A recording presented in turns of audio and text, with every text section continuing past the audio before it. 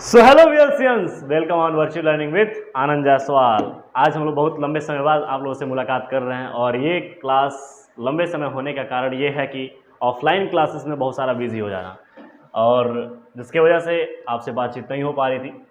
क्योंकि यहाँ पर आप लोग का आगाज़ सीरीज चल रहा था, इसको छोड़ा जा नहीं सकता था, जिसके लिए क्लास को फिर से सिस्टमैटिक वे में लाने की कोशिश की जा रही है। तो आज जैसे कि हम लोग बात करें कि प्रीवियस लेक्चर में क्या क्या हुआ था, थोड़ी काम की बातें कर ली जाए। ये तो मेरी पर्सनल बातें हो गई, काम की बातें हम कर लेते हैं। थोड़ा सा काम की बातें ये हैं कि आपका प्रीवियस जो लेक्चर है वो कार्बन एंड इट्स कंपाउंड, मतलब कि कार्बन एवं उनके यौगिक तक कंप्लीट की जा चुकी हैं और उसके क्वेश्चंस भी प्रॉपरली एनसीईआरटी से लगवा दी गई हैं। क्लास 10th की जो चल रही है आगाज सीरीज, अब उसी से लिहाजा उसी से स्टार्ट करते हुए हम लोग बात कर रहे हैं कि नेक्स्ट जो चैप्टर है आपका 5th नंबर का, वो है तत्वों का आवर्ती वर्गीकरण। अब चूंकि यहाँ पर चल रहा था बोर्ड के लिए, तो बोर्ड के लिए हम लोग बात करें क्लास 10th का जो सीरीज चल रहा था, उस सीरीज का नाम था #आगाज और वो अभी भी चल रहा है और वो चल रहा है सिर्फ इसी तरीके से। और #आगाज में हम लोग बात कर रहे थे कार्बन एवं उसके यौगिक, हो गया था संपूर्ण। अब यहाँ पे हम लोग बात करना है 5वां चैप्टर और 5वां चैप्टर में है तत्वों का आवर्ती वर्गीकरण।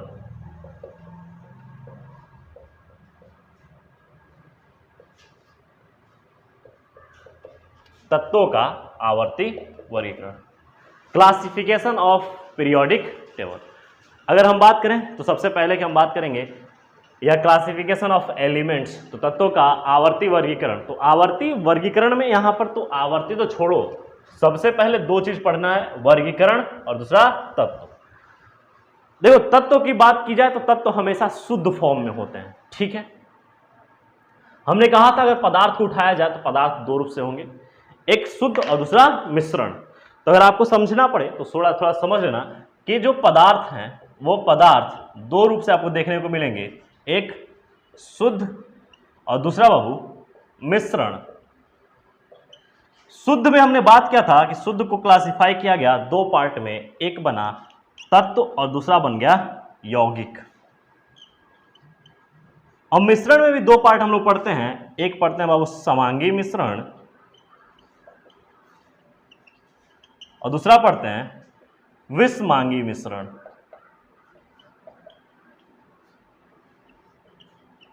समांगी मिश्रण को बोलते हैं होमोजीनस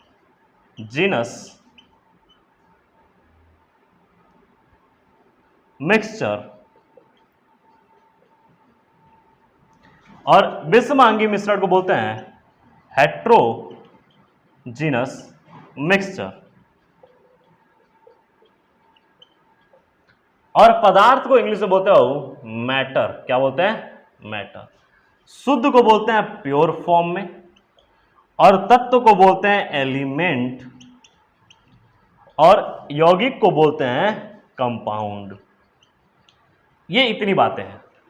तो अगर हम बात करें कि सबसे पहले तो क्लास 9th की बात यहां पे हमको याद आती हैं और 9th में आप लोगों को पढ़ाया जाता है कि मैटर क्या होते हैं, पदार्थ क्या होते हैं।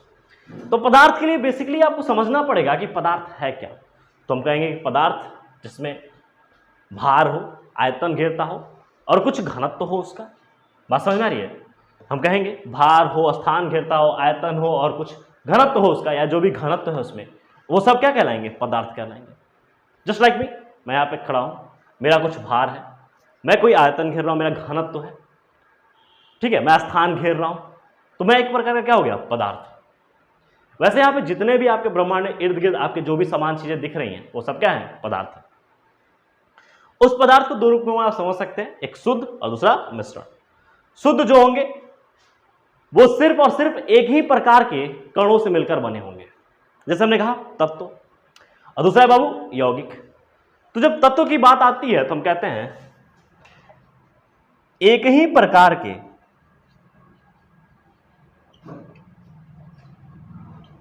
कणों से मिलकर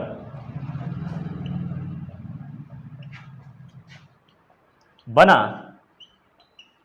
तत्व कहलाता है। यहां पर हम एक और चीज ऐड कर सकते हैं, एक ही प्रकार के कणों या परमाणुओं से मिलकर बना तत्व कहलाता है। मेरी बात समझ में आ रही है? अच्छा, जब एक ही प्रकार के तत्व, अच्छा बात की जाए कि प्रत्येक तत्व फिर कैसे हो गए? प्योर फॉर्म में। अब वो प्योर से बनेगा, प्योर को जब प्योर फॉर्म के कंपाउंड, प्योर फॉर्म के तत्व को एक साथ मिलाया जाए क्या बनेगा? कंपाउंड। तो ये भी कैसा हो गया? प्योर। अब रही बात यहां पर समझने की कि समांगी मिश्रण क्या है। मिश्रण मतलब कि जब कई सारे चीजों को एक साथ मिलाया जाए तो मिश्रण बनता है। जैसे मान लो कि मैं आपके घर आया, आपने बनाया क्या? एक शरबत। और गर्मी का समय चल रहा है, आपने कहा कि सर जी थके हारे होंगे, शिकंजी बना देते हैं। तो आपने डाला उसमें नींबू, पानी, चीनी, हल्का सा इलेक्ट्रोलाइट्स बढ़ाने के लिए आपने नमक भी डाल दिया। अब वो एक प्रकार का मिश्रण तैयार हो गया। परंतु उसमें से भी कौन सा मिश्रण? समांगी मिश्रण। फिर मैंने कहा कि बेटा कुछ भूख लगी है, भूख कुछ खिला दो।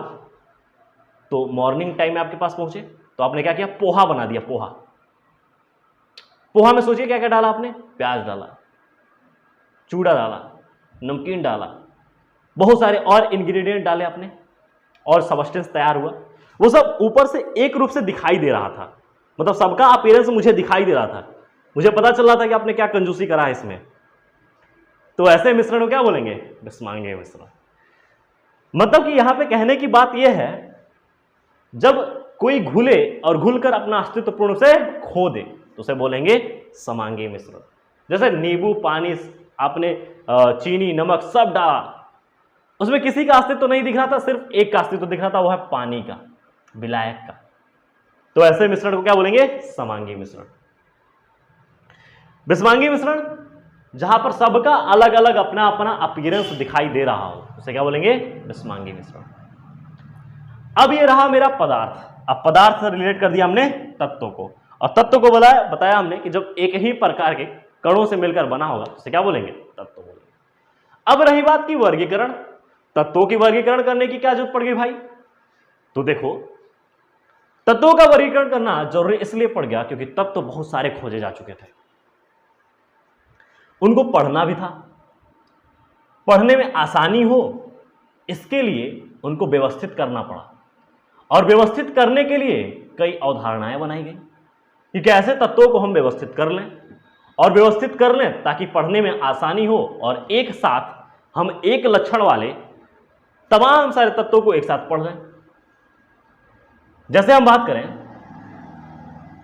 कि जब आप छोटे थे, आप अब भी छोटे ही हो, 10th क्लास में हो, आपके स्कूल में लाइन लगती होंगी प्रेयर के लिए, तो बोला जाता होगा क्लास 9th का बच्चा इस लाइन में लग जाए, क्लास 10th का बच्चा इस लाइन में लग जाए, क्लास 11th का इधर, क्लास 12th का इधर, ऐसा करके लाइन लग जाती है। अब क्या हम क्लास 12th के एक एक बच्चे का नाम थोड़ी लेके बोलेंगे, हम एक वाले आगे वाले बच्चे से देख के हम बोल देंगे सारे ये क्लास 12th के बच्चे हैं, सारे क्लास 9th के बच्चे हैं, सारे 10th के बच्चे हैं। प्रॉपर्टी सेम है। प्रॉपर्टी सेम का मतलब कि पढ़ने वाला बच्चा जो है कि क्लास 9th का ही है इसमें सिर्फ। मेरी बात समझ में आ रही है?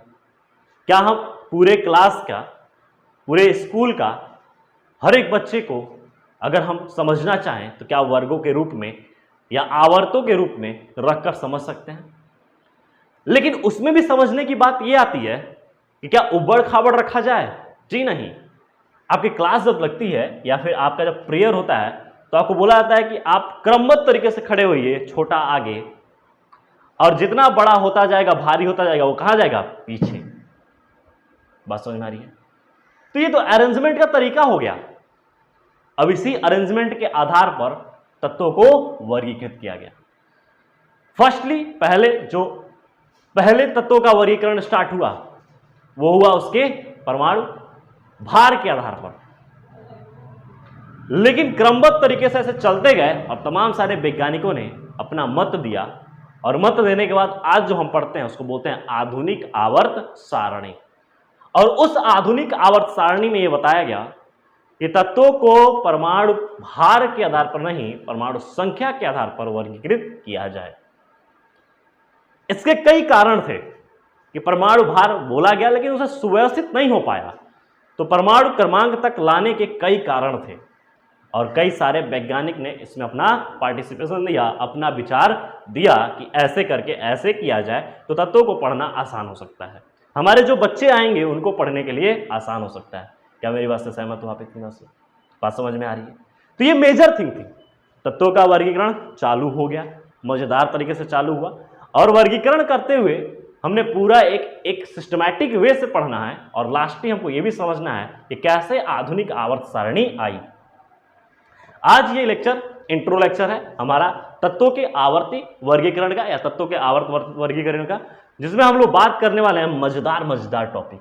ठीक है, तो आपको बने रहना है लेक्चर्स में अब धीरे धीरे, और हम भी आपके लिए बने रहेंगे। ठीक है, तो नेक्स्ट लेक्चर के लिए वेट करिए, मुलाकात करते हैं नेक्स्ट लेक्चर में। आपको एकदम धमाकेदार टॉपिक के साथ आपके साथ मुलाकात की जाएगी, और वहां पर हम लोग बहुत अच्छे चीजों को लेके फोड़ेंगे। ठीक है, तब तक के लिए रेस्ट करिए, आराम करिए, और जो जितना आपका पढ़ाया गया है पुराना उसको उठाकर रिवाइज कर लीजिए। प्लेलिस्ट सारे पड़े हुए हैं। ज़्यादा एक्स्ट्रा जानकारी लेनी है या हमसे पर्सनली जुड़ना है तो इंस्टाग्राम पे पर्सनली आप डीएम कर सकते हैं। इससे ज़्यादा पर्सनली आपको जुड़ना है तो आप व्हाट्सएप पे आ सकते हैं सम अमाउंट पे करके। बात समझ में आ रही है? जो कि अलग चार्जेस हैं, उसके लिए हम लोग मुलाकात करेंगे और उसके लिए कंसल्टेंसी अलग रखी जाएगी ताकि आप पर्सनली जुड़ सकें। ठीक है, सो थैंक यू व्यूअर्स।